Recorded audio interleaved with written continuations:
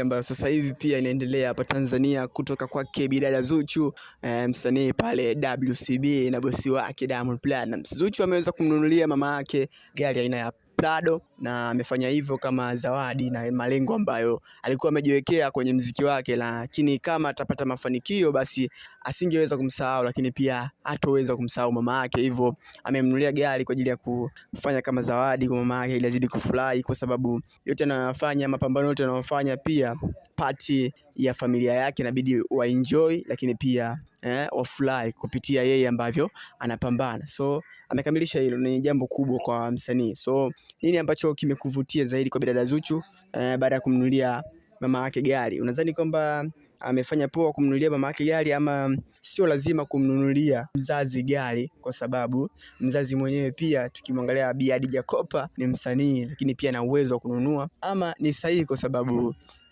mzazi anahitaji zawadi kutoka kwa mwanae? Niandikie comment yako, niambie ni sahihi, lakini pia ni sahihi zaidi. Je, ukishanunua zawadi na kumpa mama yako, ni vizuri kushow off kwa watu, kuonyesha kwamba nimenunua kitu na nimefanya hivi kwa my mom? Ni kitu kizuri ama kitu kibaya? So unaweza kushow mimi ukaniambia kwamba amefanya jambo zuri, ama kuna namna ametafuta upepo fulani wa kwenda nao, kwa sababu unaweza ukanunua zawadi na ukamute kimya kimya tu, watu wakafahamu kwa Insta story basi, na maisha mengine yakaendelea hivyo yani.